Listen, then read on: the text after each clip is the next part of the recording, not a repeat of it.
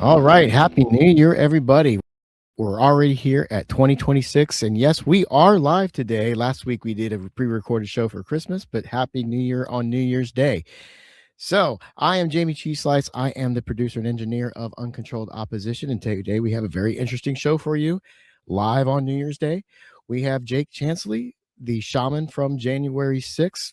He's better known as the shaman from January 6th. And he's going to be talking to us today about that day and the idea that it could be a false flag possibility. We're going to explore that today. But let's go ahead and bring on our host for today. It's the host every day for the show. It's Gloria and Jayme. How are you guys doing today? I hope you're excited for the day's show. I know a lot of my friends are.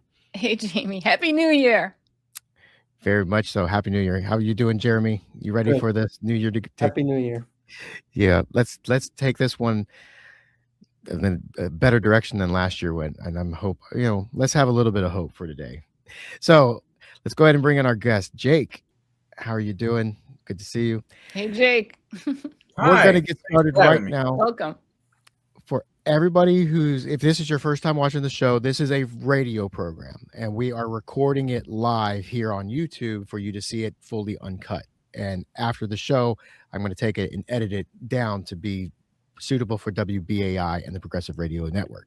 So wait, Jayme, before we start, would you want to show the video that I have that it's part of the Green Renaissance UNOPS link that shows the Tucker Carlson video? Because our video audience should see that first. And then I don't have it queued up. Okay. So let's do it at the end of the show. Okay, we'll do it at the end. And just so everybody knows, Jeremy's going to have to go right after we're done with recording the interview. So he's going to drop out.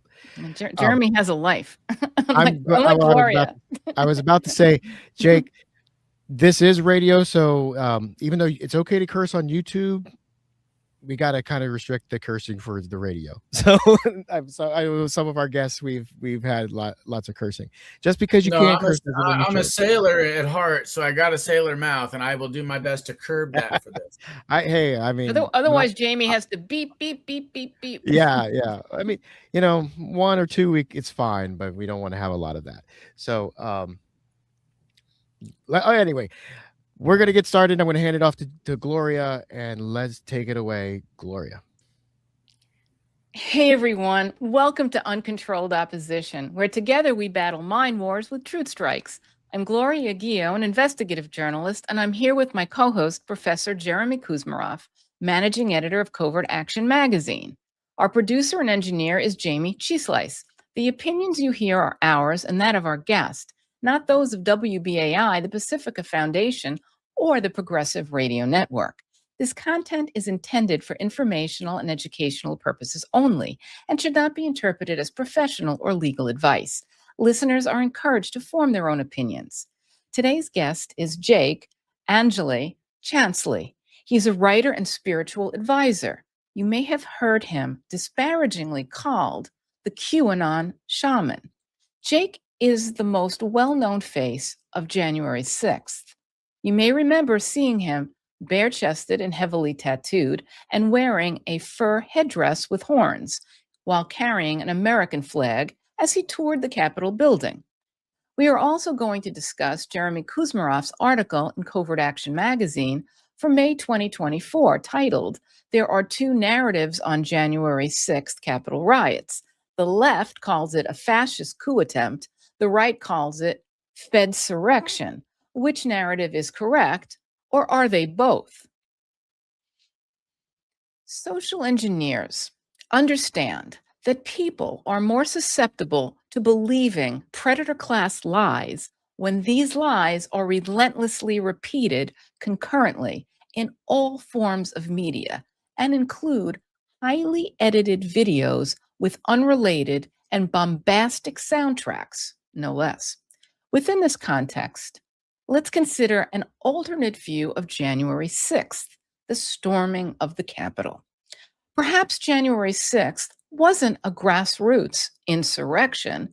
It was a Fedsurrection, a staged trap to smear President Donald Trump's supporters as extremists, bogeymen, enemies, and create a greater strategy of tension, along party lines to divide the working class further through these fear tactics and a sense of twisted patriotic outrage.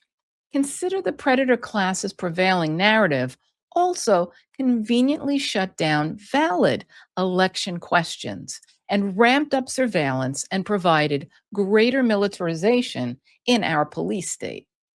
The proof of a Fedsurrection keeps piling up, especially since Jeremy's article. The DOJ's own Inspector General report from 2024 admitted 26 paid informants were there, most on their own. 4 entered the Capitol, 13 hit restricted areas, none were charged.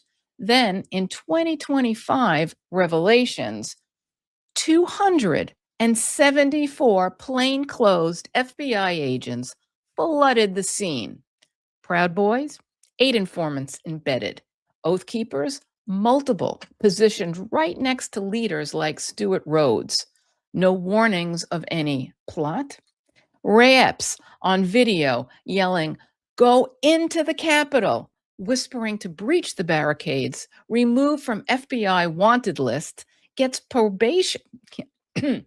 probation while others get decades. He denies FBI ties, but the CIA isn't law enforcement, and they've got a history of domestic ops.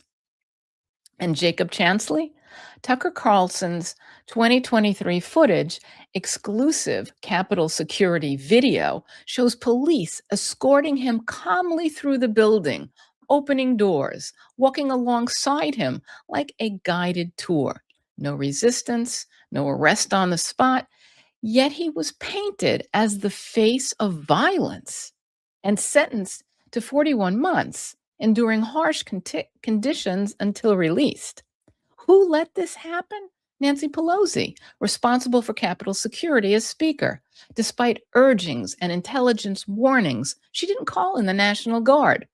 Randomly, I'll put the air quotes up, her daughter Alexandra was there filming everything for an HBO documentary. Over 1,500 charged, hundreds imprisoned. Enrico Tarrio, 22 years. Rhodes, 18. Many in solitary lockdown for months, called terrorists to justify billions in security. This wasn't about stopping Trump. This was a textbook strategy of tension, a deliberate operation to manufacture fear and division. The predator class that owns both political parties uses these engineered crises to create bogeymen. Today, it's MAGA extremists. Tomorrow, it'll be something else. They flood the media with images of chaos, whip up tribal hatred between left and right, and keep the working class fighting each other over culture war distractions, while the real looting continues at the top. As long as we're screaming about each other's flags, pronouns, or conspiracy theories, we're too divided and neutered to unite against the billionaires and their profitable, endless wars. January 6th gave them the perfect domestic terrorist scare to expand surveillance, crush dissent, and keep us fractured. On January 20th, 2025, President Trump issued mass clemency, full pardons for 1,270, commutations for leaders. We understand that no one was left jailed for January 6th by year's end. The pardons also exposed the lie. January 6th was a setup, and the real enemy isn't your neighbor with a different bumper sticker. It's the predator class playing us all. We're not falling for it anymore. Thank you. Jake, welcome to the show.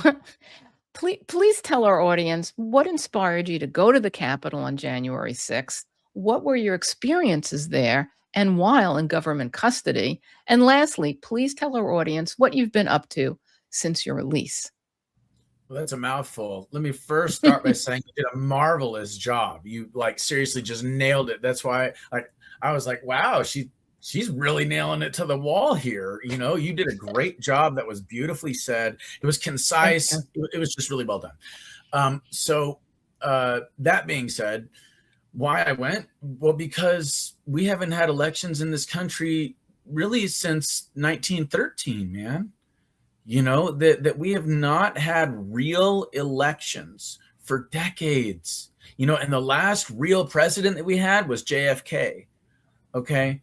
And so that's why I went to DC. A lot of people say, oh, well, you went to support Trump. And it's like, no. What you got to understand is I got a history with the deep state, or what you call the predator class, what some people call the cabal or the New World Order. I got a history with these people. All right. And it goes long before January 6th, all of which is evidenced in the videos I put on YouTube and, you know, a number of other things that I've done, you know, in my past. So because I have that history, I decided to go on January 6th for the American people. It wasn't about supporting Trump as much as it was about supporting the idea of honest and fair elections in this country. Yeah, thank you. And so, I mean, I can go on and on if you want me to answer all your other questions. No, I think that's tennis here.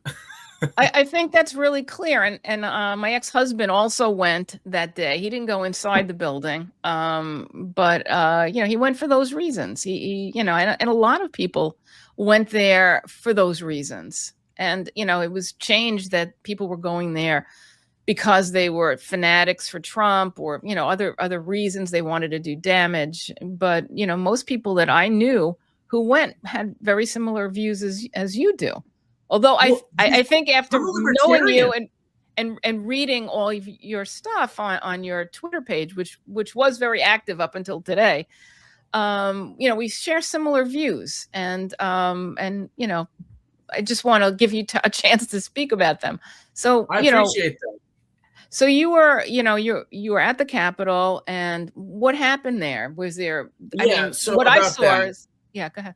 Let's talk about that, because you did such a good job of nailing it to the wall. I want to add some stuff to the things that you said, okay? Let's talk about how and why January 6th was both a Fedsurrection and a false flag, okay? So a Fedsurrection is a false flag, okay? It is this deep state intelligence agency apparatus that creates these illusions that change the public mind. We're talking about psyops, right? When you factor in that, I believe his name is Igor Kolomoisky or something like him and Sergei Dubinin, like they're connected to each other. Sergei Dubinin was in the crowd on January 6th. I took a picture with him unknowingly. The FBI threw him in front of me during one of their talks with me and my lawyer and said, do you know this guy? I was like, no. Who is that? He's a Ukrainian spy, they said. I was absolutely blown away. You know, and this guy's there taking a picture with me. Why is he there on January 6th? Why is Sergei Dubinin, who's connected to Igor Kolomoisky, I believe is his name, over there in Ukraine, a Ukrainian oligarch, why is that his media people and basically his spies are there on January 6th? And how does this relate to very real Nazis and like the Azov battalion over in Ukraine and what happened with Biden getting in office? All right. There is a massive psyop here that is in many ways both covert and clandestine, which means that we had people from our side like FBI, CIA, stuff like that in the crowd, but we also had these foreign intel operatives there that are these covert operatives that are there to do things like, say, cause problems, and then they don't get arrested because the feds know that that is one of their foreign operatives that's there to, you know, incite violence or whatever, like what you were saying about like Ray Epps or, you know, a myriad of other people that were there and have never been charged doing after being clearly like, dude, for example, Mike Pompeo's nephew, his image went viral. He was right near the breach where they were handing weapons into the Capitol. This guy's image went viral and no charges, no, you know, like no interrogation, nothing. Okay. So when you look at this situation, it's very clear that a lot of could have been done to prevent it. Now, the question is why, right? But you nailed it. Strategy of tension. It's about dividing the country. It's about keeping us at each other's throats. Oh, you support Biden? It's clearly a sham. Yeah, we all know that. Oh, you support Trump? It's clearly a sham. Well, yeah, now we all know that, right? So at this point, it's about creating two sides that nobody can defend, and yet everybody's going to try to because their team is losing or their team is winning. You know what I'm saying? And still we stay divided. Nobody's uniting to end the Fed. All right. So that's part of why when I went there on January 6th and I decided to go into the building after I saw what was being done outside the building, I thought, oh my God, they're actually going in. We don't want to hurt anybody. This is a sacred chamber. These buildings are like temples in one way or another because they're built on ley lines. They're harmonic chambers. They harness the sound and they channel it into the frequency or in the grid of the planet through the frequencies or the resonance chambers in these through the frequencies in these resonance chambers that we call lawmaking. Okay, so that being said, the laws that are made in these buildings affect all of our minds. They affect all of our emotions. They affect what we can buy, what we can sell, what's legal, what's illegal, who's going to get locked up, who's going to get let free, right? All of these things are affected by what's in that building. So if there's violence and death in that building, that's really bad juju. Okay, that's like essentially like satanic sacrifice stuff. You don't want that. Okay, so when I went into the building, it was with this shamanic knowledge of we got to make sure there's no violence or chaos or all this stuff that's happening outside the building. We got to make sure it doesn't happen inside. And the thing is, the Fed's got a bunch of video of me wandering around the Capitol by myself, looking around to make sure everything's chill. And then I get up there and I find out that there's people in the Senate chamber, which, by the way, I found that out because I was singing my shamanic song in the Senate chamber, the upper terrace, and that's where that close-up came from. I'm not screaming, I'm singing. I'm actually climaxing in my shamanic song as I'm in the Senate chamber, and that's what went viral was that image, okay? So anyway, it was after that, and then I went over to the cops, right? Well, first of all, I'm sorry. I stopped somebody from stealing 30 seconds into the building, and that's on video. Okay, I stopped somebody from stealing. It was just muffins from a break room, but I stopped somebody from stealing because it's about the principle of the matter. We're not here to steal. We're not here to destroy. You're not here to hurt anybody. I was trying to keep law and order, really. I was trying to keep order, okay? I was trying to be the only level head there. So after that, I wander around, make sure everything is chill. Then I go into the chamber. I sing my shamanic song. I see the people are in the Senate. I go up to the cops and I say, hey, yo, dude, there's, people in there. If you want, I can go down there with you and we can, make sure there's no vandalism, violence, or theft. I'll help you clear the room and stuff. And he said, yeah, let's go. Now, I think this is important. I sung my shamanic song, you guys, because it was about cleansing the ley lines. It was about doing what my religion is, which is shamanism and using my frequency, my song, my voice, right, to alter the quantum entangled universe through the ley lines and these sacred, holy, harmonic chambers, right? It was about converting this chamber from being a corrupt cesspool and disturbing it so that we can get some fresh, stuff going. You see, it was about breaking the black magic spell, basically. Okay, and it worked, but it all just kind of crashed down on me, unfortunately. But that's kind of what shamans do is they go through these ordeals. I'm not going to get into it. Point is, we went down to the chamber. And there I saw, there's a bunch of people in the chamber. I'm going to go sit in the VP chair. I'm going to go sit in this place at the top so that I can watch the whole room, And I think I'm even on video saying, don't steal anything, don't vandalize anything. And people are like, yeah, we're not going to do that, So after that, I wrote a note that said it's only a matter of time. Justice is coming. The government did not take that one in jest at all. All right. They definitely took that as a threat. I didn't mean it as a threat, but what can you do? So anyway, I was right though. I was right. It's only a matter of time. Justice is coming. Now, that being said, it was shortly thereafter that we were about to leave. We said a prayer, which in shamanism, you evoke, as in you banish evil, right? And that's what I did when I sang my shamanic song is I evoked or banished the evil, disrupt the cesspool, right? And then when I said my prayer, it was about invoking the Holy Spirit. It was about invoking the good, invoking the divine, invoking the omniscient, omnipotent, and omnipresent creator, okay? Christ consciousness, whatever you want to call it, enlightenment, Buddhahood. There's all different names for it. All right. So, and in doing that, I invoked that into the chamber, thus consecrating it and making it sacred. All right. And then I left, spiritual warfare, baby. So after that, I went outside, and shortly thereafter, Trump put out the tweet telling everybody to go home. So I stood in front of the violent mob trying to break into the Capitol and told everybody to go home. I played Trump's, video on my megaphone, told everybody Trump said to go home. I literally stood in front of like a violent mob of like 20 to 30 people or something like that. Some people were drunk in the front, and I was like, dude, how much have you had to drink today? Go home. You're going to get yourself in a lot of trouble, So, Jake, I think it's important. I think it's important that you explain that you also have a service record. You've served our country.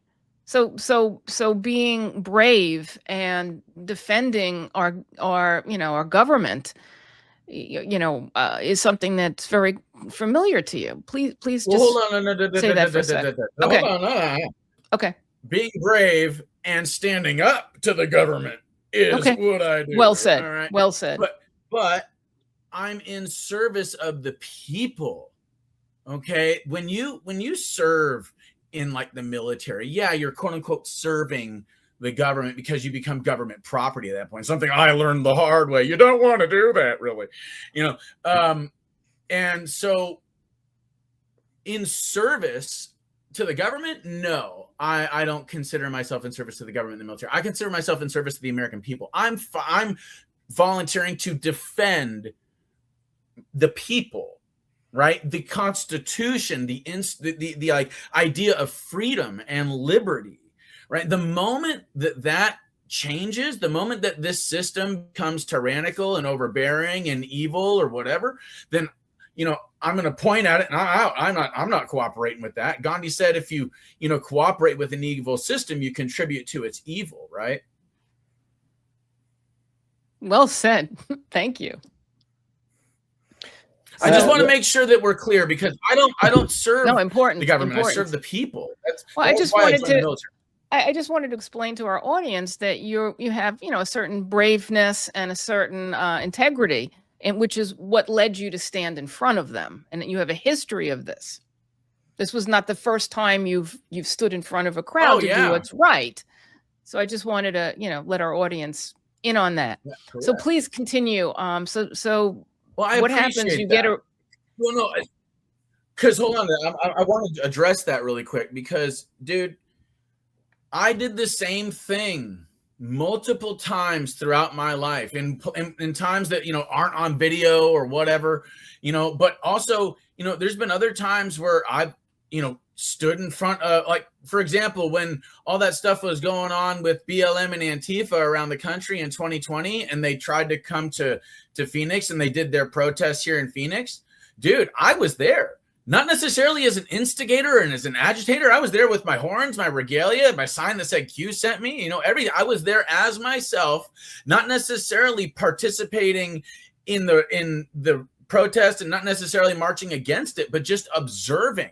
I was, quote unquote, marching with the police, and that, like, I was with them more than I was with the BLM Antifa crowd, but I was also just watching, because I'm seeing, okay, what are these people doing? Are they going to be violent? And when they weren't violent, I was out. What really did it for me, though, I'll just be honest with you, what really did it for me was I saw everything was fine, right? And okay, nobody's rioting, nobody's destroying anything. These people are here just to protest. Beautiful. American, system working, right? But what did it was they had all of these flags. Some of them were communist flags. They were calling each other comrade. And then some of the flags were like the gay pride, or like the trans flag with the satanic pentagram on it. And some of these people were wearing these on their shirts and like, look, dude, this is America. You want to do that. All right. But I'm not going to be around for that shit. You know what I'm saying? I'm not going to be in any way, shape, or form associated with that. You guys aren't rioting. Okay. But anyway, I've been standing up I've been standing up for the American people and to the system for a very long time, on both sides, Republican and Democrat, causes, because I'm a centrist. I'm a libertarian. at heart, because that's what the founders were. It's like this laissez-faire type freedom mentality, right? Yeah, definitely. Okay, so let's take you now. Now you're standing on the steps. You've done what you could, and the officers are coming to arrest you at that time or later. How did that happen? No, I called them when I found out the FBI was looking for me. I called them and I said, "Heard you guys are looking for me. Would you like to talk?" And they said, "Yeah, where are you right now?" And I said, "I don't know. We're driving back from Phoenix." And they're like, "Okay, where are you though?" I don't know. We're maybe in Kentucky. And so I arranged a meeting with them in Phoenix on January 9th. They said they weren't going to arrest me, which I told them that if they were going to just let me know, I just want to get my affairs in order. But it was only misdemeanors. And they're like, "No, it's just misdemeanors. We just want to talk to you about what happened." And I said, "Okay, sure." I figured I was going to get arrested anyway. The feds lie all the time. That's what they do. Just ask the Native Americans, right? So I show up, and first thing they do, "You have the right to remain silent." No, like these motherfuckers, But the thing is that I told them everything that happened because it was all on camera anyway. And I didn't think I didn't have anything to hide. I tried to help the cops. That's why I was thinking like, this isn't that big a deal. I might get a couple misdemeanors, but then the whole system just came down on me because of the media, because of the narrative in the media. And if we understand Operation Mockingbird and things like the Smith-Mundt Modernization Act are in full swing right now, then you got to know that the government was responding to the media narrative, and the media narrative is controlled by the government, who allowed this whole thing to happen in the first place. And also a lot of it's very much like Operation Gladio in Europe. And, these tactics are really very common. And the justification is always some bogeyman. Oh, it's for communists. Oh, it's for, radicals, whatever, fascists. But the truth of the matter is it's just to accomplish more security and to break any government that really supports the people, and to having a more compliant government that allows corporations, especially Western corporations, to pillage. But okay, so now you're arrested, and you're in where are you, in a prison or a jail? What's going on? Honestly, I started out in Florence, Arizona. I was in solitary. I really don't want to talk about it. It sucks. Okay. Okay. I'll say this. I was in solitary confinement for a total of 10.5 months of my life. And it was the hardest thing I've ever done in my life because my lawyer was lying about me, saying I was retarded. The government was lying about me, saying I was a terrorist, okay, or an insurrectionist. The media is lying about me, saying I'm a terrorist or an insurrectionist, okay? I can't defend myself at all. All right. And to top it all off, I'm getting slammed with psychotronic weapons while I'm sitting in that cell. And you guys, you have no idea what that's like, bro. Like the psychotronic weapons, like what people call, they give people what's called Havana syndrome if they're, tuned to a certain frequency. But it's very real, dude. And I've been being targeted with the psychotronic weapon since before January 6th. So there were a couple of times where, I thought about suicide, man, because I did not want to be in that cell or live in that way anymore. But I also knew I didn't want to die. It's considered torture. Oh, except in the United States. Everywhere else, solitary confinement, prolonged solitary confinement for more than, I think, a couple of weeks is classic torture. 2 weeks. But I mean, in my opinion, it's torture no matter what. Even if the shortest amount of time. I mean, humans need. Hold on though, Gloria, if that's just solitary confinement on its own, imagine solitary confinement while you have 25 years hanging over your head if you go to trial for a crime that you didn't really commit, in the way that the government said that you did. I didn't really commit an obstruction of an official proceeding. I didn't commit that crime according to the Supreme Court. So then they knew that. The lawyers knew that. Everybody knew that at the time. We were saying as much, but they threw it at me anyway. You're a political prisoner. And then the felony for rioting, which there's no evidence that I riot. So this is what the government does, dude, is they slam you with a bunch of charges. And then they say, either you plead guilty to one of these, or if you go to trial, then you're going to look at way more time. and and that's why they have a 98% guilty plea rate. Okay, is because this is what they do. And the thing is, in my case, they kept me in solitary confinement under the lie that I was a flight risk and that I was a threat to public safety, even though there's no proof whatsoever that I was a threat to public safety. And I turned myself in. I also helped the cops on January 6th, but they were placating to the government narrative. Okay.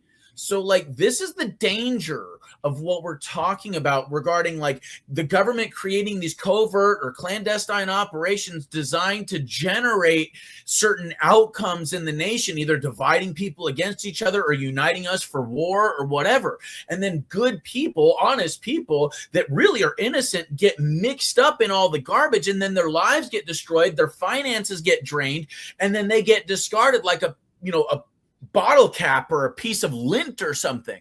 The system is unholy because it is soulless. It is evil because it is not alive. It has no spirit or soul, right? And so that's why it drains people of their souls. Okay, that's why it does this to people, because it's the only way that it can get the subservience that is required for the New World Order. It's the only way that they can get the consent of the governed. And it's not consent and it's not governed. It's duress and it's tyranny. Okay, so that's also why I went into the building. All right, just to let you in on a little secret. On December 21st, 2012, I had a vision of essentially what was going to take place on January 6th. I'm not going to get into too much detail of the vision. All I will say was, at the time, I didn't have a bunch of my tattoos. All I had was my shoulder pads, all right? And in my vision, I had all my sleeves. I had the tattoos down my side. I had the face paint, the horns. I had the lot, my staff. I had everything, except it was in downtown Phoenix. And there was like thousands of people behind me.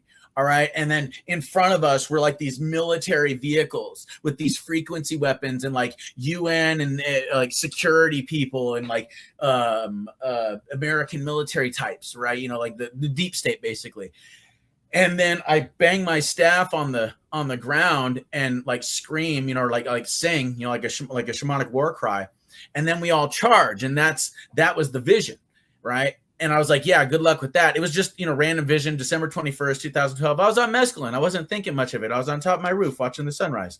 You know what I'm saying? I was just like, yeah, okay, well, we'll see what happens there. And then 9 years later, almost to the day, because it's January 6th versus December 21st, but 9 years later, it's almost like somebody photoshopped, that image that I had in my vision and just stuck it in the Capitol, dude. And so when I saw that on like going viral and shit, my mind was blown, because it was like another vision of the future that I had came into fruition. The first one was that Barack Obama was going to become president and create a caliphate in the Middle East with the American intelligence and military. And that's exactly what happened. I mean, I said this in 2004 when he was running for the Senate. Okay, I was 17 years old. All right. So like this idea of having visions of the future and stuff is nothing like new for me. It's kind of cool, but at the same time, coming back to it, when I went into the building on January 6th, I knew that something was going to happen. That was the whole reason why I felt compelled to go there. And there's almost like God parted the Red Sea to get me there. So, that's why I turned myself in. That's why I went through all of it, because it was for the American people. I wanted everybody to see, like, look, bro, this is what's going down. Look what happened to me, man. And this is the state we're living in, and this is not constitutional. And hence my lawsuit. So you say, what are you up to now? I've been rambling for about 30 something minutes, but what am I up to now? No, I just want to interject. Point of order. You're not rambling. Everything you say is really meaningful. And I want to just add to it. I've done a lot of yoga and studied a lot of different religions, and I've also studied a lot of CIA stuff. And frequencies are used constantly in anything that's esoteric. And the CIA picked up on that, and they found that lower vibrational frequencies can really damage people And even if you're using like crowd control and you're using sound cannons, you can rupture people's eardrums, you can rupture their internal organs. This stuff is not only esoteric, but it's real. I mean, you can do a lot of damage with sound cannons, and they're typically turned on crowds. And there's a It lot. happened on J6, by the way. They And actually have proof that they hit the crowd with frequency weapons that day. And then there's also these, small ones that have come out. This is nothing, this is plenty of records on this that are like suitcase sized, where you can actually use this technology. It's very small and compactable, and you can use it to terrorize people and to target them, to make them feel like they're losing their mind. And the technology specifically is called voice to skull. So if you don't know, our dear audience, what voice to skull is, look it up. V2, or it's also called psychotronic weaponry, or neuroelectromagnetic weapons. Yeah, and this is nothing fringe, guys. This exists, and it's done. Back to you. Everybody's got, a spy device / a neuroelectromagnetic weapon in their pocket. It's called a cell phone. It's a cyber warfare weapon. Jayme, you want to get a word in there? No, this is a good conversation. Yeah, as a historian, I mean, Jake was a part of history, so it's important to hear what he has to say because it also contradicts the media narrative. So I'm glad to hear his point of view and his experience. So. Yeah, it's first person account, and I've heard Jake. I invited him on to Green Renaissance when we were doing a lot more active stuff, which is a group that's not affiliated to really any political party. We were kind of on the fringe of the Green Party until the Green Party refused to adopt our World Peace Platform and became the war party.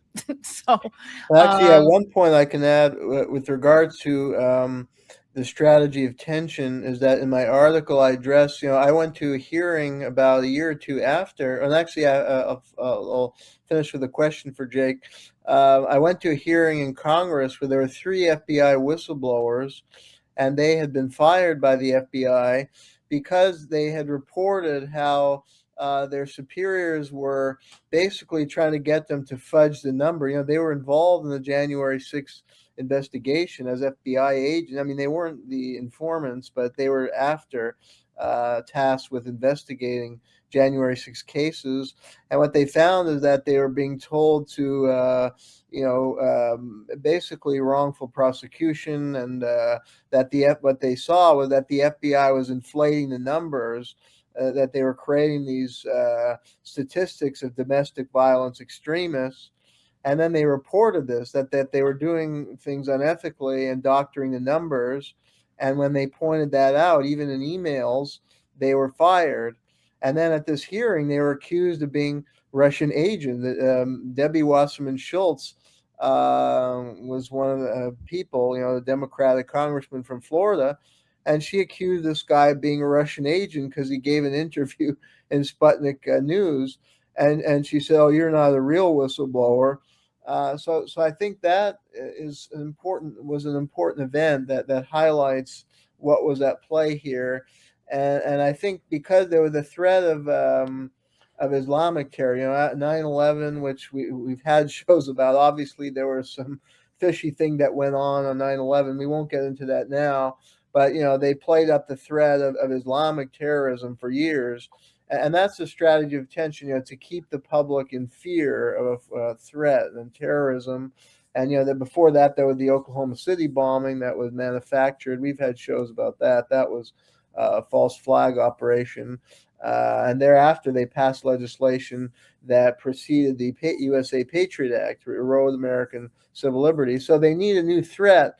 So they see how people are unhappy with the election. They're going to rally at the Capitol. That's an opportunity for them to create a new threat of domestic violence extremists. So they had to manipulate events.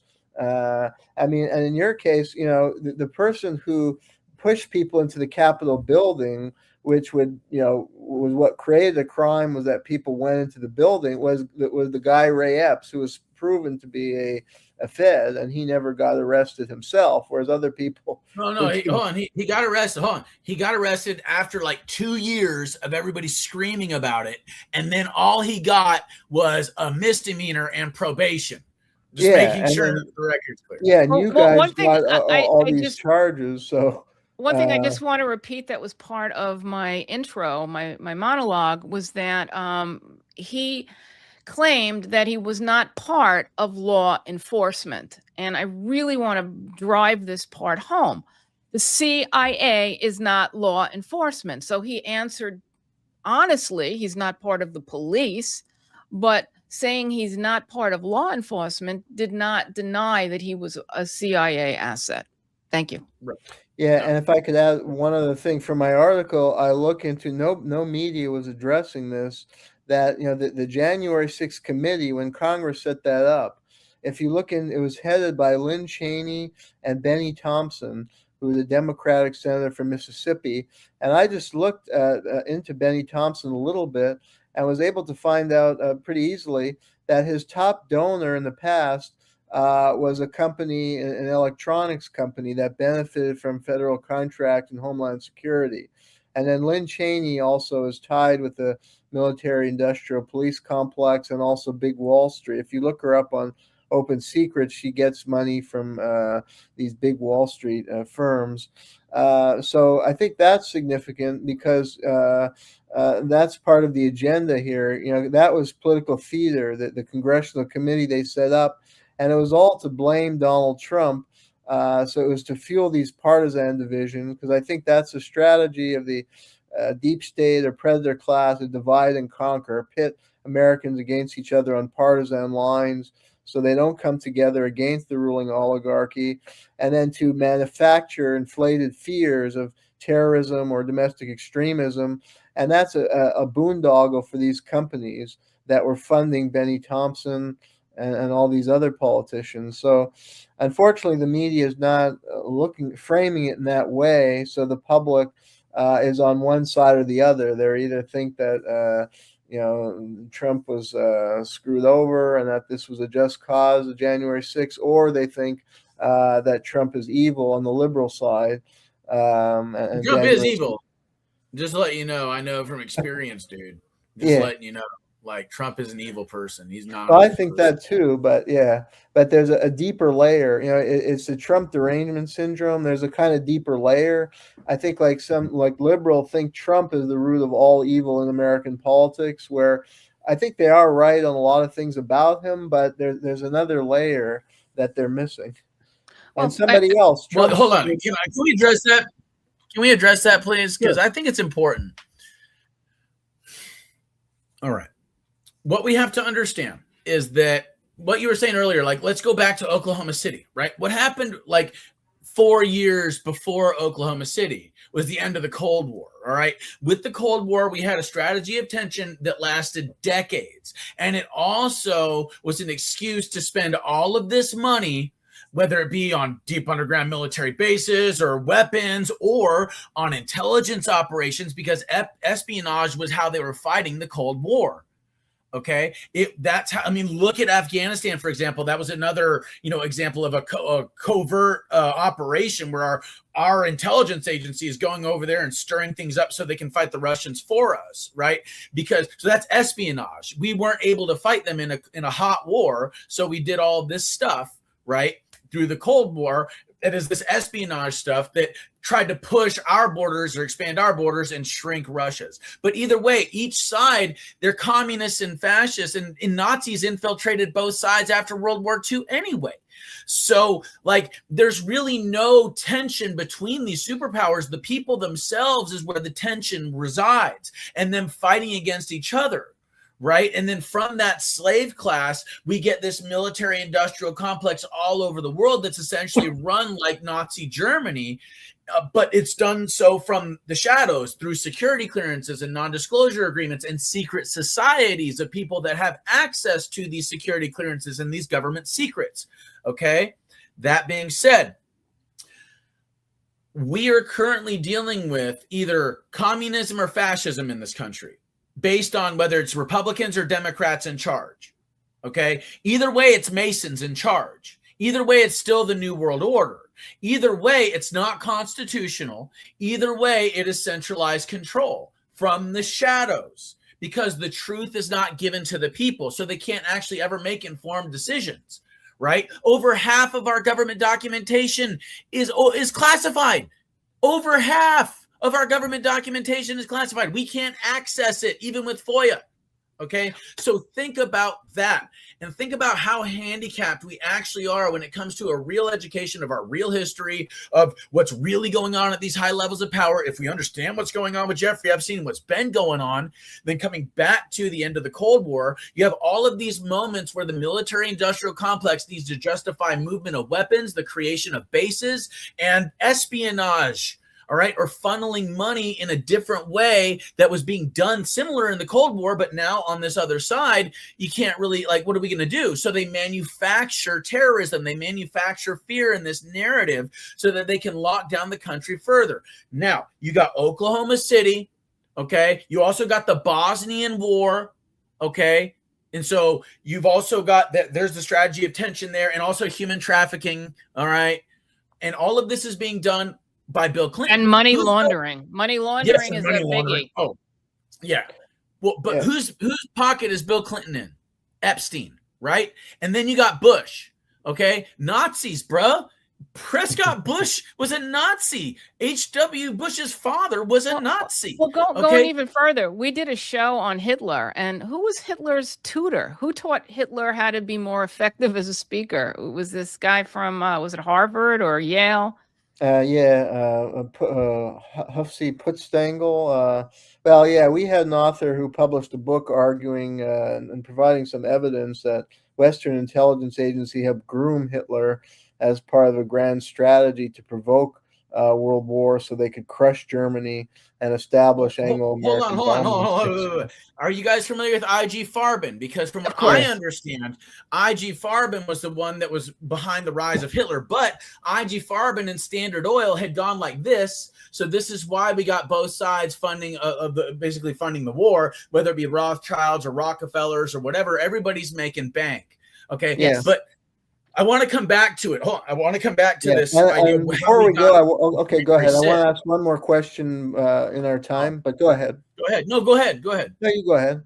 You finish. Well, I wanted to finish my point, okay? Because it all kind of comes back around, okay? So we've got the human trafficking with Epstein and Bill Clinton. And we also got the strategy of tension, right? During the whole Clinton administration, we got, say, Bosnia or the Oklahoma City, basically pre-9/11 kind of stuff, okay? We've also got the bombing of the World Trade Centers. I think that was in 93, though. And I think that's Bill's. Anyway, so then you got Bush and you got 9/11. Okay. And you got Bush related to the Nazis. He's also Skull and Bones. All right. And point is that group is who did 9/11. That group is who put Dennis Hastert, a pedophile, known pedophile, as Speaker of the House, okay, and passed the Patriot Act through so that this strategy of tension that was really like going during the Cold War could be revamped in a 20-year war in the Middle East, where we're spending all of this money laundering, obviously, but also where we're absorbing their resources, whether it be opium or we're getting their oil or their gold or what have you. In many ways, we're also toppling the governments that we established in the 70s during the Cold War so that we can place new ones either in places of power or place them there temporarily to launder money and then collapse the whole thing, right? Either way, the people at the tippy top, they making the bank, baby. All right. And finally coming back to January 6th, okay, during Trump's first administration, there really were no quote unquote new wars started. Obviously, Ukraine was not a war during Trump's admin.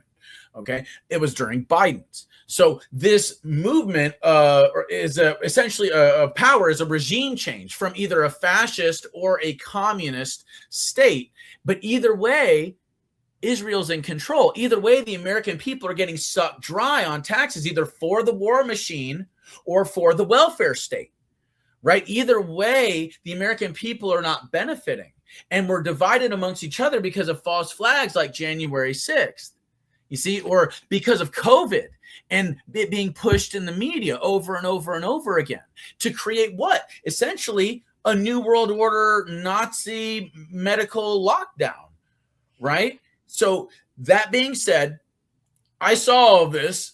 I'm just being honest with you. I saw all of it in 2020 for the most part, and I tried to tell everybody about it. And I think that's one of the many reasons why the government targeted me and why I think they went after me the way that they did in some ways. But I also think that it's part of the reason why I've been so effective and why it is that my being released from prison and coming out and being fearless enough to talk about this stuff still, in spite of the fact of being targeted, has made quite the difference. And now you had a question, Jeremy. Sure. Well, I would recommend readers can read Peter Dale Scott. He is a great analyst of the deep state. He writes of deep events that pushes things in a trajectory, I think you're saying, that manipulate the public into a state of fear and disequilibrium and allow these predatory interests to advance, anti-democratic policies. And so I think January 6th should be is part of that category with 9/11, with the World Trade Center, with all the other ones you've been describing. So my question related to January 6th is, one issue, these suspicious deaths, because I think, the public was manipulated to think this was much, much worse than it was. And then there are these suspicious deaths. There's the woman, what's her name, who was killed under suspicious circumstances. Ashley Babbitt, and then there's somebody who allegedly had a boiling. Yeah, she allegedly had other deaths as well. But and then some of the guards allegedly died. Sicknick, they claim he was beat. But go ahead. I think that's a lie. We know manipulated. Yeah, go ahead. That's my question. Well, my question is, what do you think of these deaths and what really happened there? Well, in the case of people like Ashley Babbitt or Rosalind Boylan, or the others that actually died there on that day, it's a tragedy. It was totally unnecessary. As far as the media lying about cops dying on that day to twist the narrative, it just goes to show how sick and twisted the Operation Mockingbird, shall we say, the Smith Modernization Act media actually is. And that basically means that they're allowed to lie to everybody, legally allowed to lie to everybody. It's the Smith-Mundt Act. The Smith-Mundt Modernization Act. Because the Smith-Mundt Act was passed, I think, in 1945 or something like that. That said that the government could not propagandize the American people. They could not perpetuate psychological warfare operations on the American people, but they could do so on foreign nations, okay? So what the Smith-Mundt Modernization Act allowed them to do was to take that apparatus that was designed to influence elections or destroy countries or regime change, basically, over here in the United States. So when we look at January 6th, for example, what we see is essentially the same regime change formula being used in this country. But what it was about was transferring power from one hand to the other and creating outrage about that. And then opening up the border so these Catholic and Jewish charities could traffic fucking children. Forgive the language. It's the first time I cussed this whole time, but that's why, okay? Because these Catholic and Jewish charities are trying to traffic these kids that are coming across that border. And if you got Clinton in Epstein's pocket, you got Bush in Epstein's pocket, you got Obama, who flew on Epstein's plane and went to the island, in Epstein's pocket. You got Trump, who screwed a corpse to get into the billionaire club, in Epstein's pocket. And you've obviously got Biden, who sniffs kids and, showered with his own daughter, in Epstein's pocket. So the last 30 years or more of our nation's history has been Epstein as president, okay? That's really what it's been, and that's why everything is so screwed up. That's why there's all these wars. That's why we're getting drained and bled dry in this country, because like Netanyahu said, this is what, Israel does to countries that they hate. They destroy them very slowly. And he is talking about the United States in that quote. We're talking about very evil people. If you look into the Nazis and how they were into the dark side of the occult, like, Satanism and seances and the Vril Society and, the Order of the Black Sun and stuff, I mean, Yeah, it's no, all there's a huge satanic thing. The only thing I'd like to get away from is, this idea that everything is Israel. Israel is the greatest no, no, bogeyman no. that I never said exists. this. And No, no, it's it's not. integral. No, no. It's But not Israel. It's not Israel. It is the international banking cartels exactly. that are Thank you. behind Israel. What Yes, you have to yes. understand is Thank you. that Thank look, you for that clarification, because of course, people are dude, like, "Oh, we want to Israel go. did it," and that's really not the case. I mean, when you look at even No, how no, hold Israel on a was second. No, formed. hold on a second. 9/11, Israel is responsible, largely responsible. Mossad is largely responsible. Okay. But that doesn't mean that they're solely responsible. The American intelligence apparatus, the American military allowed it to happen. Okay. Yeah. If you're telling me that they weren't able to scramble jets to get rid of these jets that flew off course and slammed in BS. Okay. That's another topic. That's a whole other yes, show. let's not go there. One I thing don't want to go there. One thing I just wanted to say real quickly, we have like a second, is have you read any of Colonel Michael Aquino's stuff? Have you been tied into that? Because he wrote a book. He wrote a book. Mind Wars. He's satanic. He was a colonel. He created the satanic temple of sect. He was right on with mind control using vibrations and frequencies and things like that. So we've got to wrap it up. I think I've lost half my head there. Okay, thanks, Jayme. So I got my head back. So so just I want to say that this stuff has been with the CIA, and the CIA is connected to the military intelligence, and the military intelligence has a very satanic orientation, and all of this symbolism and all of this stuff really does exist. And, Jake trying to combat it through, shamanism is one way. It's like a spiritual way of combating this.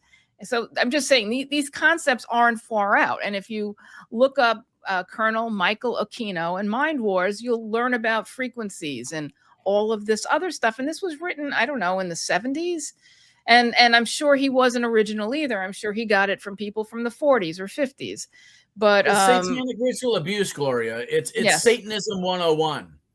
So anyway, with all of that said, this has been a fascinating show. And I would just like to give Jake a chance to tell our audience how they can follow your work. It's fascinating work, and your videos are great, and they're really polished. I mean, the last bunch of them, I was like, "Whoa, Jake!"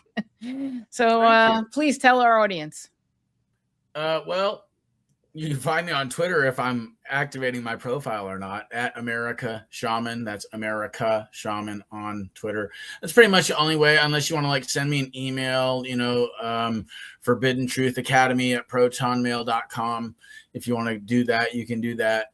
I try not to be around too much. It's better to be around too little than too much. So I will say this, though. It has been a delightful conversation. I'm so glad that you had me. I'm glad that I could, chat with you guys about this. I know it's rather abrasive sometimes to discuss these things, but I love these discussions because they're the only way we can move forward.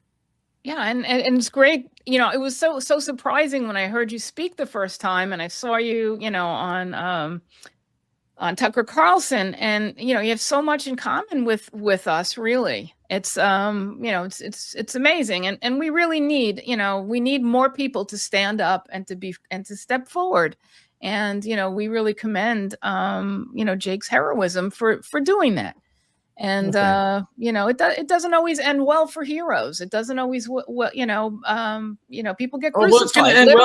People get crucified over this stuff. But I'm going to make sure that I'm not fucking around, because it's not just me. No, it's not just me. Not the word. It's not just me, dude. Like, if they're doing this to me, how many other people are they doing this to? Okay. And if these people have weapons that can manipulate time and space and manipulate people's thoughts, then what are we really up against? And who's going to have enough balls to stand up to them? Actually, you said we could go on for a little bit after the hour. I have to do the outro first. Okay. Oh, okay. Okay. So that wraps up our show for today. This is Uncontrolled Opposition. I'm Gloria Guillo, joined here by Professor Jayme Kuzmarov. Remember to like and share our broadcast. Your kind support keeps us going. Please find us on Substack, Twitter X, and Podbeam. Thanks for tuning in. Hope to see you next week. Okay. Okay, when Jayme comes back in, we're good. So we're still live. Yeah, we're still live. We're just not I may recording anymore. I'll stay for another 3 or 4 minutes. You guys continue. I may log off in like 3 or 4 minutes. It was nice meeting you, Jayme. Yeah, great meeting you. I enjoyed the discussion. Yeah, there's a lot to talk about, a lot to unpack there. It's very fascinating. I'm about to unpack more if you'll let me. Well, we could, we could go on with other topics, I want Jayme to get in whatever he needs to get in before he has to go. Yeah, Jayme. No, I'll turn it over to Jake. Yeah, it's been interesting to hear from him. And as I say, as a historian, it's good to hear from somebody who was there, who can give his side of events. And yeah, it challenges the stereotypes in the media. So I think that's in itself very valuable from this program. So.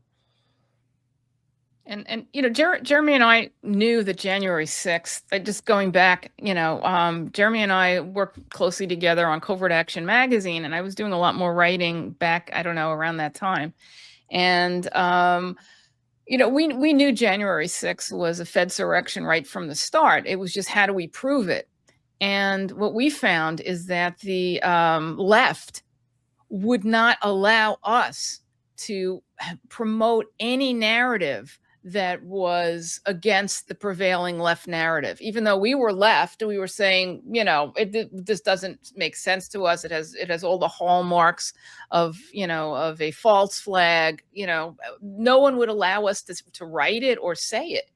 And on the left, I mean, as long as you were reporting on the right, you were allowed to question January 6th, but on the left, you really weren't. So this is really an opportunity to have a wide audience understand how we've been played with January 6th. That fit into the partisan politics. On the right, they weren't looking into the political economic aspects or the motive. They just wanted to defend Trump because it was all about the figure of Trump.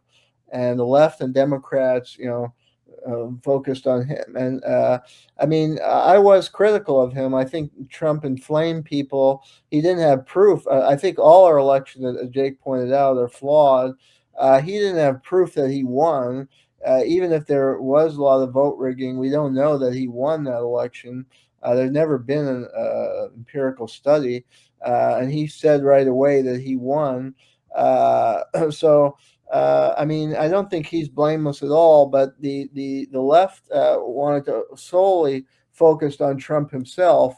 So the Fedsurrection, since people on the right wanted to exonerate Trump and say he was blameless, the left didn't want to identify with the right-wing argument.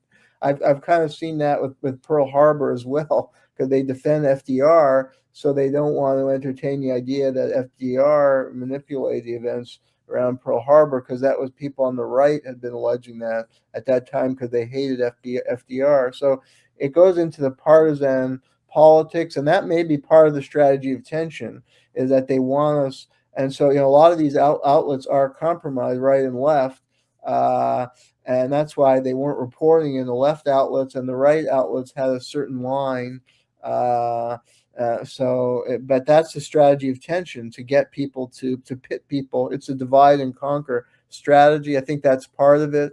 The other facet is the inculcation of fear and elevation of threats.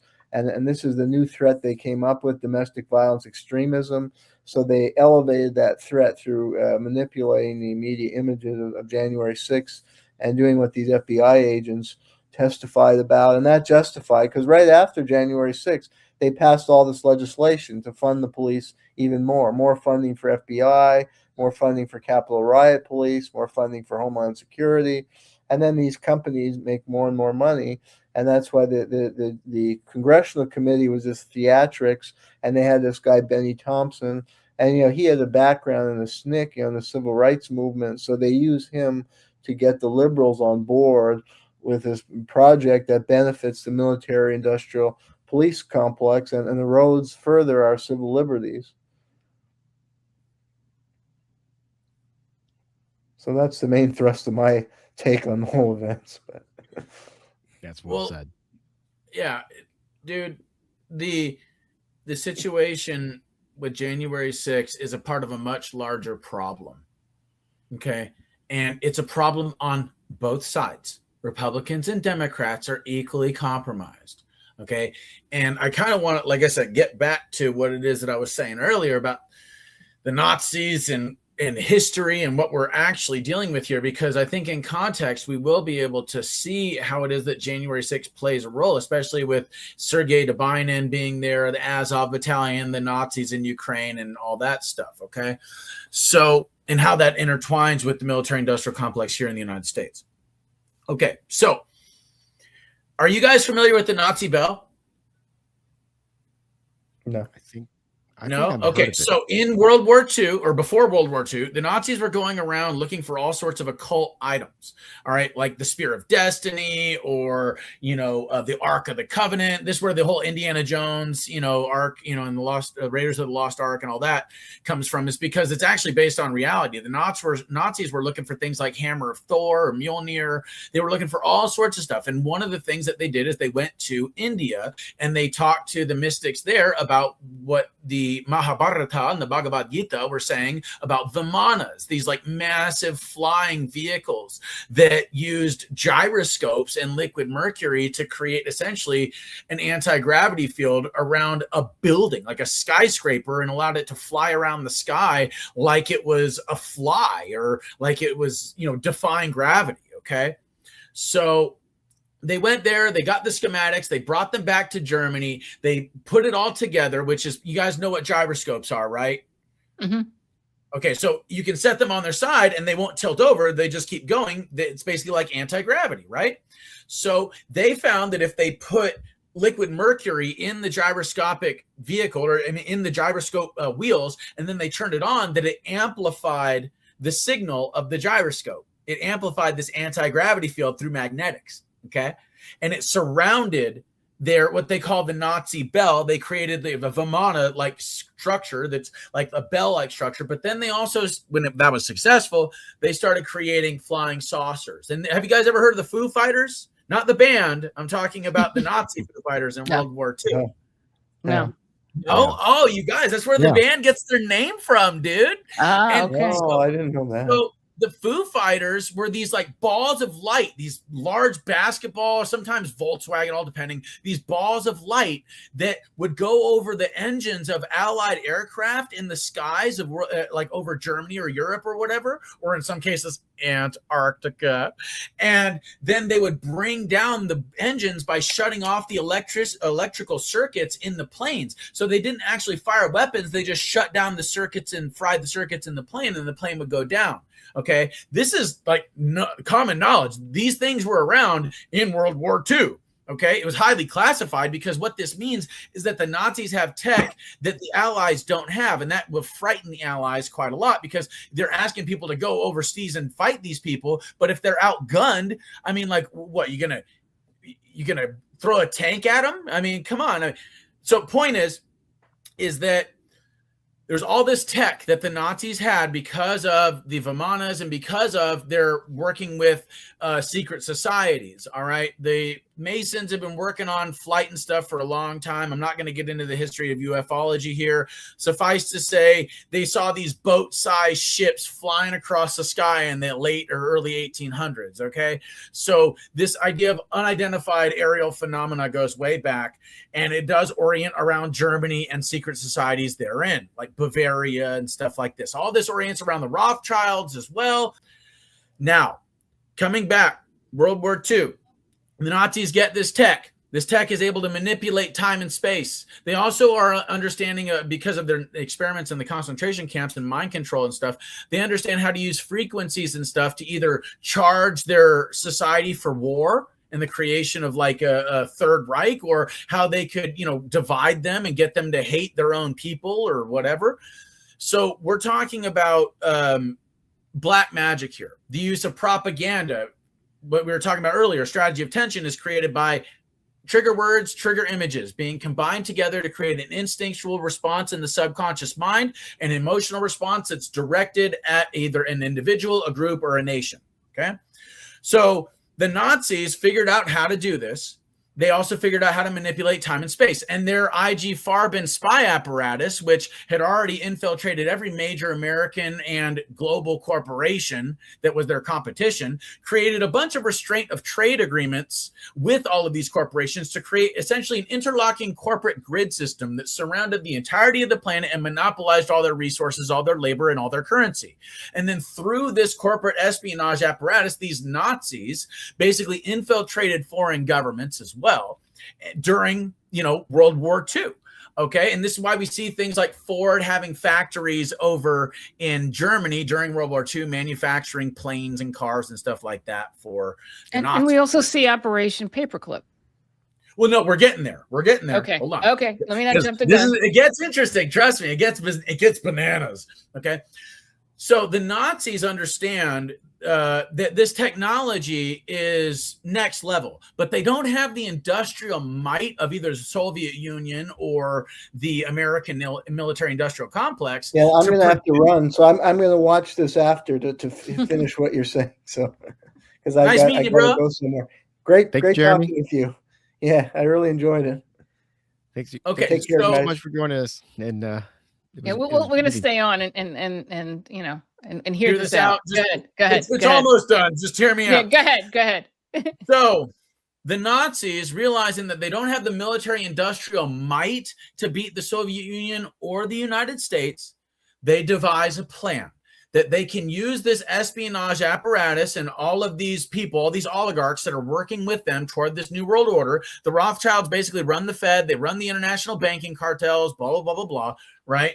So the Nazis and their apparatus is also being funded by the Rothschilds. So they look at this situation and they say, okay, let's move our people to Antarctica and to Argentina, okay? And we'll make that our base of operations. Totally secluded. Nobody will be able to come near us without us knowing, and we'll fuck their shit up. Okay. So then they say, okay, we're going to quote unquote lose Europe. They quote unquote lose Europe. They back off. They move all their people to Argentina and Antarctica, and then they allow the Allied powers to come in, right? Allied powers come in and take over. All right. And that's when we procure the paperclip Nazis. And the Soviet Union also has their own paperclip, Operation Paperclip, where they got a bunch of Nazi doctors and scientists and intelligence agents as well. They too place these individuals at some of the highest levels in their government, in the bureaucracy or in the appointed powers. Okay. They wiped their war crimes clean. They gave them a new identity. They placed them at these high levels of government power that are behind the scenes that nobody even knows about. Okay, Werner von Braun was the most public, and he was a Nazi. He was the creator of NASA. Okay, he was the person behind NASA. Yeah. All right. Now, that being said, a lot of countries like United States, Canada, Argentina are probably three of the biggest. Oh yes, but this is how all this ties in, because if we're talking about the spreading of the Rothschilds' international banking cartel, right? Because that is essentially what we're talking about here. That's what World War I and World War II was all about. Okay, was doing what they did in England, what they did with the Vatican, and what they did in DC in 1913 all over the world. Okay, and doing it through the financial system. But they also have to do it through collapsing nations and installing or collapsing an economy and then installing a rigged economy that they control. Okay, that can either be done through military might or it can be done through economic hitmen. All right, and this is where we get into the espionage and all that stuff of World War II, but we're not going to get into it. Point is that not only did Soviet Union and the United States have their own paperclip, right? But so did MI6, and so did basically Europe. And we learned from the paperclip Nazis that they had a bunch of underground terrorist cells in Europe that were left behind by the Nazis who fled to Argentina and Antarctica.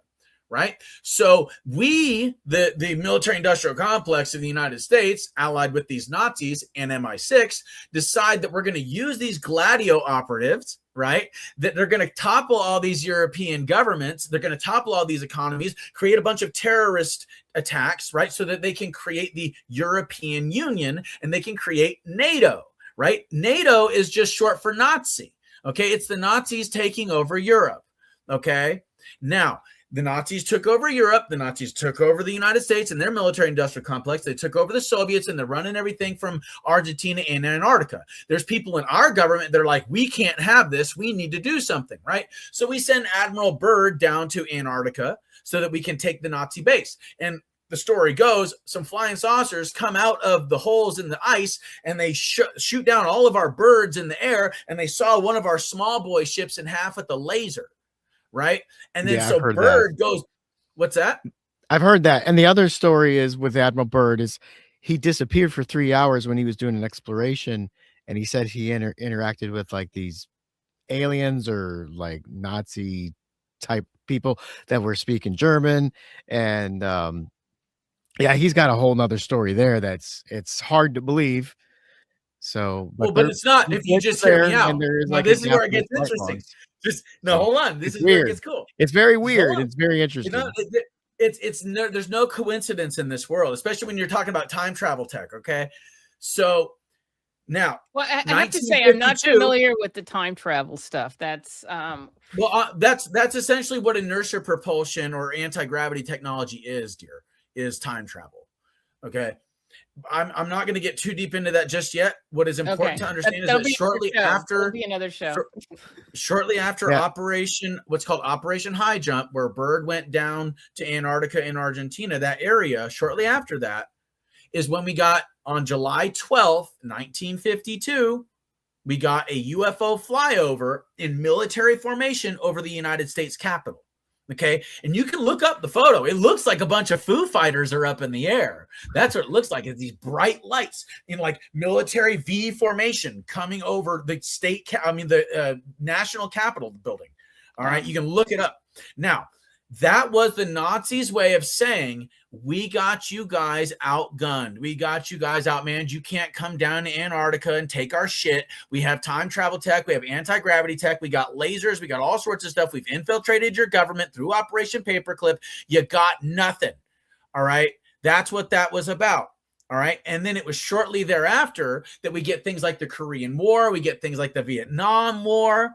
Okay. We also get things like, people like Eisenhower. Supposedly, the story goes, Eisenhower was trying to figure out what was going on in Area 51, and he was told, basically, kick rocks, you're not high enough security clearance. And he said, motherfucker, if you don't tell me what's going on down there, I'm going to take the entire United States Army down there, and we're going to take that base from your ass. You're going to tell me what's going on. And so then that's when they took him down there, and that supposedly is where he made a deal with aliens, Nazis, that had infiltrated the CIA because Area 51 is a CIA base. Okay. The Nazis basically made a deal with him that they would start giving us technology like time travel tech and lasers and all that stuff if they were allowed to abduct Native Americans, if they were allowed to abduct basically people of their choice, so that they could do these medical experiments. They could do mind control. They could abduct people. They could do genetic manipulation, all that stuff in the base, as long as we got the tech. Okay, as long as we got the time travel tech or the lasers or whatever it is that they were using to keep us subservient. Okay, that was the deal. And then shortly thereafter is when he went out and told everybody about the military industrial complex shortly before he left office. All right, and then it was after that that Kennedy said, in his administration, we are opposed around the world by a monolithic and ruthless conspiracy that relies primarily on covert means for expanding its sphere of influence, on infiltration instead of invasions, on subversions instead of elections, on intimidation instead of free choice, on guerrillas by night instead of armies by day. It is a system which has conspired vast human and material resources to create a tightly knit, highly efficient machine that combines military, diplomatic, scientific, economic, intelligence, and political operations. Its preparations are concealed, not headlined. Its dissenters are silenced, not praised. No rumor is printed, no expenditure is questioned, and no secret is revealed. Okay, so what we're talking about here is the military industrial complex, which is run by secret societies or essentially intelligence agencies. And these secret societies and intelligence agencies have security clearances and access to technology that can manipulate time and space. They also have access to this understanding about our real alternative history, which if you just look at this declassified Soviet documentation, we know that Hitler died in Argentina in like the 50s or the 60s or something. Well, even Argentina claimed that.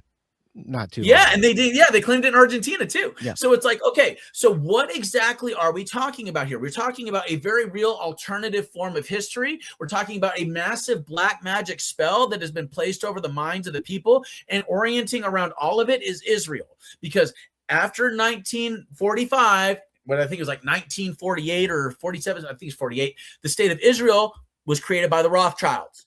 Yes. Okay. So the swastika, you guys, is a magical symbol for thousands of years used by a bunch of cultures all over the world that is actually meant for peace and like harmony. Okay. I saw a video recently that showed the Nazis with the Tibetans going over all of those sacred geometries. Yes. And how they were involved in and that the Tibetans, I mean, there's this whole thing about how lovely the Tibetans are and how horrible the Chinese are. And then when you kind of go into it, you find out, wow, things were very, very, very bad in Tibet for the, working class. I mean, and there was a lot of sex abuse and terrible things. And, there's all this stuff with the Dalai Lama and him wanting some boy to suck his tongue. Yeah. I mean, really, really horrific stuff, and how the CIA was behind like Richard Gere and all of this Save Tibet stuff to basically screw up China. So, it is extremely, I mean, like when one person is saying what you're saying, people are like, well, oh my God, he's just on a rant, whatever. But really the details of what you're saying really play out in multiple places. It's not like you're just talking about something that you just picked up. I mean, you can research, our audience can research what Jake's saying. And there's lots of collaboration and cooperation with these theories. And it's real history, Gloria. It's not a theory. This is real history. Okay. Yes. This is real history. And what we have is doctored history. That's what we're taught in schools. So coming back to Israel really quick, I just want to finish this up because I know you guys want to wrap up. So the Nazi swastika was a symbol, a magical symbol that was used for thousands of years for peace and harmony. So what did the black magic Nazis do? They inverted it, right? And then they twisted it on its side to create it as a symbol for war, to mobilize the psyche of their people for warfare. Okay. Now, the Nazis, or the Rothschilds in many ways, gave the world an enemy with the Nazis that everybody could hate. Now, the state of Israel has grown and grown and grown in influence, not just in what used to be Palestine, or still is Palestine, but also around the world. It has been used as a tool to destabilize the Middle East on more than one occasion. Yes. Okay. Now, if we get into how this revolves around Masonry, you got to understand is that in Freemasonry, you have like essentially the Kabbalah, the Judaism branch, right? The magical stuff. You've also got the Christian branch of Masonry. You've also got the Islamic branch of Masonry. Okay. You've also got the Hindu branch. Now, these three monotheistic religions have always been fighting over, quote unquote, the Holy Land. Why? Well, because this Holy Land was once the area where all these evil satanic ritual sacrifices were being done in the land of Canaan. Okay. This goes back thousands of years to Saturn worship and these cults. Okay. And basically what we're talking about is a non-human intelligence. Okay. Or like a parasitic intelligence that all cultures talk about in shamanism. If you just look into it, this goes all the way back to them. And this is the group that the Nazis contacted. Okay. Is these evil demons, jinns, whatever, that go all the way back to this quote unquote Holy Land, or the land of Canaan. All right.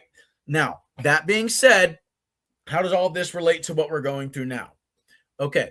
If you look into 1 first of all, we don't just got Operation Paperclip. We've got Operation Mockingbird, which is essentially a replica of what was done in Nazi Germany being done here in the United States as far as divide and conquer. You also have shortly thereafter things like Project Monarch, Project Artichoke, or MK Ultra. The K is with K for the German spelling of control, because MK Ultra was inspired from the Nazis and their mind control experiments in the concentration camps. But they were just doing it here in the United States. They took all that knowledge that the Nazis gave us, and then they employed it in new Psy-war or new PSYOP projects here in the United States, all tailored after the Nazis. Okay. Now, how this relates to people like Epstein and Clinton and all this stuff is this. Epstein is related to Mossad. Mossad are the people that arrange these child trafficking networks for these rituals that are being done. Okay. So these people were doing genetic experiments. They were also trying to filter the gene pool. They were also trying to basically, through whether it be the mRNA jab or the virus, through biological warfare, they were trying to wipe the planet of billions of people so that they could essentially take over. That's half of what all of this PSYOP stuff is about, is basically getting people to line up to die so they can depopulate the earth. These people believe that the human population is the greatest threat to the planet and to humanity itself. All right. So And I just want to back this up by saying, anyone who wants to, check on this should just look at Henry Kissinger's 1970s report, where, he basically lays it out, or listen to Ted Turner talk about how many people. I mean, you can Google Ted Turner, and he's caught on camera saying how many people he believes should be in the world, which is frightening, because I think it's about 8 billion. And I think he was saying something like 2. I don't really recall, off the top of my head, but it was frightening. So, I mean, these concepts, and you talk to Bill Gates, and all, when you look at Bill Gates's family and their relationship to Planned Parenthood, and you find out that Planned Parenthood is all about depopulation. And and then it's not just about birth control. And then you also look at what population they're trying to control. And one of the members from Green Renaissance Sovereign Rights Movement said, "Gloria, what is the biggest killer of Black and brown babies?" And I paused for a second, and he immediately jumped in and said, "Planned Parenthood. Where do you think all of these things are located?" And and then you find out, well, what are they doing with these babies? And these fetuses, selling them. And they're eating them in some cases. Or organ harvesting, genetic experiments for experimentation, cosmetics, ladies. I mean, it's pretty horrific what goes on. But these fetuses are marketable, and and it does control. It does control, and you wonder why why it gets to that, where birth control is extremely expensive, hard to get. You need a doctor's visit. You need all these complicated procedures, and then in some cases it's not reversible. So you don't want to go down that avenue, or if you do it, it actually causes sterility. So, a lot of this stuff, when you really stand back and look, they are trying to kill us, folks. And if the COVID narrative didn't make you go, "Oh my God, they're trying to kill us," well, I think you need to look at that and see, because they are trying to kill us. I mean, if you look at, I knew, and I'm sure Jake knew also, but I knew immediately that the whole COVID narrative was fake, because I had always studied the bioweapons program of the United States. So, when you see stuff, you can't unsee it. And when you see a false flag, you're able to see the next one as they're trying to form it. And when you see, any of these things once, you can see the buildup to something else. So if you go home and study, or if you are home, start studying the bioweapons plan. And you'll see, oh my God, they were spraying people with all kinds of viruses and stuff, for many years. And we got the Gloria, after we got the Nazi Go ahead. paperclip people, do you remember they did radiation tests in American cities where they put what they said were air purifiers on buildings, on skyscrapers, and dumped radioactive isotopes in different cities to test and see what happened to the people. This is after we got the Nazi paperclip people. Okay. Now, what you were saying about abortions, I hope you know that abortion clinics are built on ley lines, okay? So this idea of sacrificing these children to an unholy demon like Baal or Moloch, that's actually very real. If you look into the work of a guy named Zachary King, he's a former satanic wizard. He did satanic rituals both at Bohemian Grove and in abortion clinics, okay, where he's sacrificing these aborted fetuses to Satan. All right. So when we get into how all of this stuff relates to this ancient Babylonian / Canaanite child human sacrifice stuff, I kid you not, it also does go all the way back to who the Nazis contacted. And this is the origins of the New World Order. It is the Satanism and it's and the Luciferian / Saturn worship human sacrifice stuff. And the thing is, they're using the banks to set up the system that allows them to pull the kids in because they are bankrolling the government, and the government has a monopoly on force. They have a monopoly on violence, so they can come in and take your shit and you can't do shit about it. Okay, that's why our founders have this principles that they do, because this is what they were dealing with the crown at their time. All right. We are talking about something that's been going on for thousands of years. These rituals go all the way back to Babylon and ancient Canaan. They go all the way back to before the flood. They go back to Sumer and stuff, even before the flood. So I want to wrap this up because we're really going off the rails here. So Epstein, okay, and how all this relates to modern times. Epstein is like the fruit of this deep state Israeli / Nazi, Ashkenazi tree, okay, of people that believe in their own genetic superiority, people that believe in eugenics, people that believe in like these secret society stuff, the occult stuff.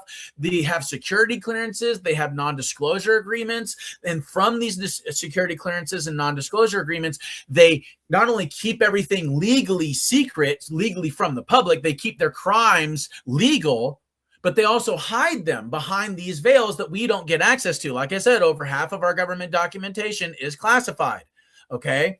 So they have all of this technology, whether it be cures for cancer or things that can, like flying cars, electrogravitics or inertia propulsion, and, you know, gyroscopic vehicles. They got infinite energy, 0-point energy engines, Tesla towers. They've got it all, dude.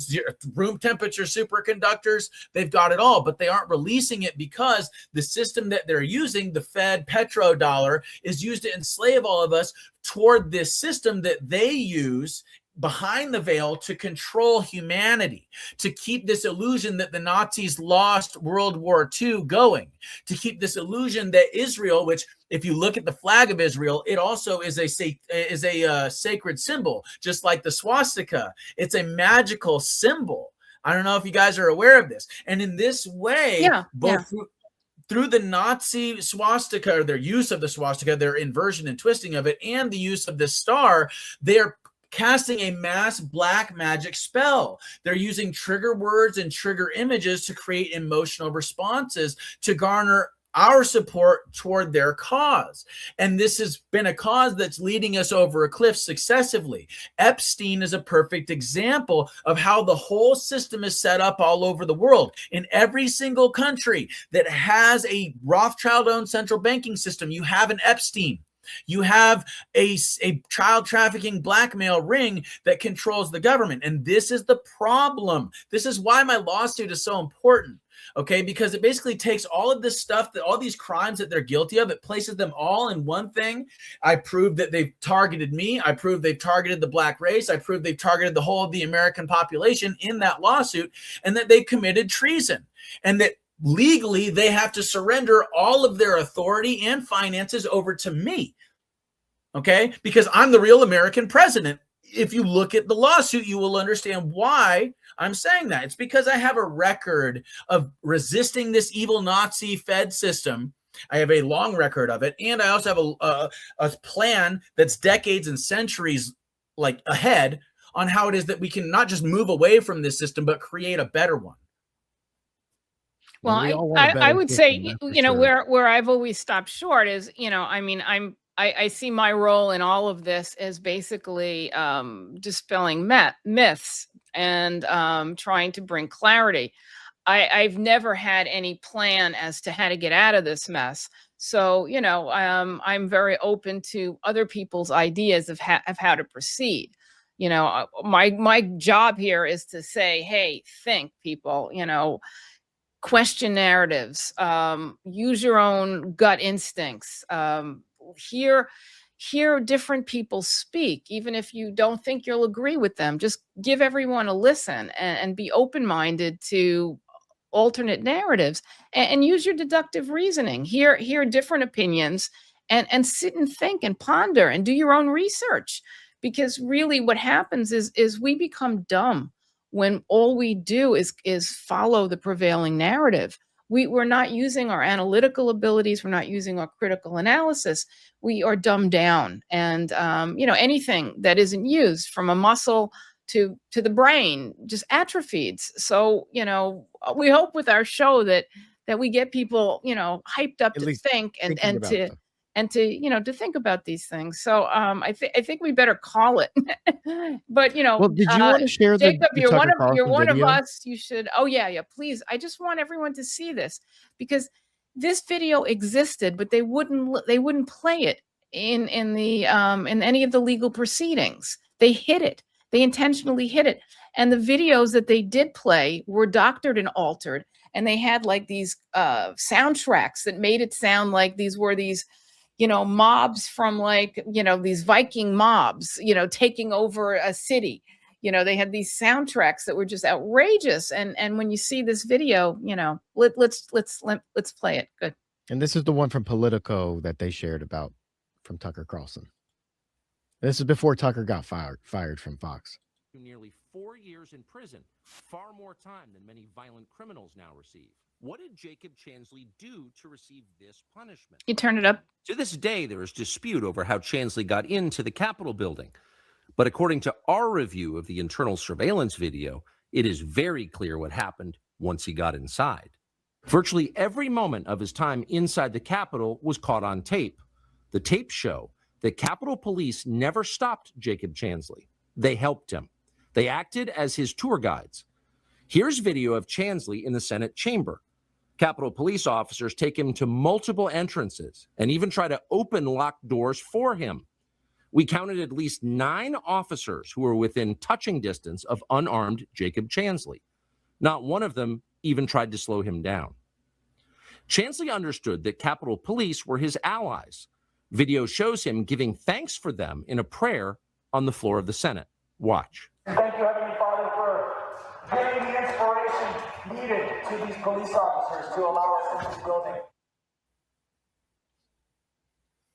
So there's more video, but that's all they had on the Political. Yeah, that's just a little clip. But you know, this was hidden, and that's, you know, so here these people are going before a judge, and you know, none of these other videos are being shown, and instead they have these wild videos, and that's all that's shown, and then it just, you know, completely changes the reality. So we, you know, and now, and things weren't even that bad then. They're even worse now, where anything you see that's a video is AI and deep fakes. It's really hard to even know at this point, you know, today what is real and what isn't. So, you know, your analytical skills and your critical analysis, and also your knowledge of history. I mean, if Jayme was here, he's, you know, a fantastic historian, and the more you study history, the more you can see what is being done, and you see the patterns being repeated over and over and over again. And there's definitely something very real about the control aspect of all of this.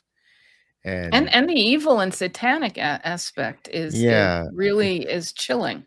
And you really see these threads, and you know, you see this weird stuff too. I'm sorry to go on this, but like, you know, with the celebrities and them eating people. I mean, like they're these. What was? Do you remember the name of that lady? She does these like events, and they're just horrific, where they're eating humans. Marina Abramovic. Yeah, that's probably it. Yeah, and you know, it's like Hey, she was in a photo with Jacob Rothschild called "Satan Summoning His Legions." Yeah, it's pretty horrible stuff, and they do it out in the open. It's just so anyway, let's end the show and thank Jake for joining us and being part of us. Jake, I'll say I work on a show on Fridays with Miriam Haneen, and she would probably love to talk to you and go down a lot more of the mysticism and the shamanism stuff. I could Let's put you in touch with her if you'd like, and you guys would probably have a fantastic conversation. Sure. So I'll try to hook you guys up with your emails and stuff, and maybe you guys can chat. That'd be great. So we want to go ahead and wrap this up. All right. Well, thank you so much for joining us today, Jake. It was very fascinating to hear your perspective on all this. And we'll thank Jayme also for chiming in today and giving us his thoughts. Gloria, thank you too for hosting the show. And thank everybody else for tuning in to watch us here on New Year's Day. Happy 2026. Happy New Year. Yeah, Happy New Year. And I partied by working on a computer last night. That was my fun evening. So, but everybody, I hope you guys are looking forward to making a better year this year than perhaps maybe you had last year. I know it's been tough for a lot of people. And thanks for watching. This is Uncontrolled Opposition. It's brought to you by Pasta to Go, and our executive producer is Craig Pasta Jardula. Thank him for the help he does provide this channel. And again, thanks for watching. Like and subscribe. We'll see you next week with another episode. Bye-bye, y'all.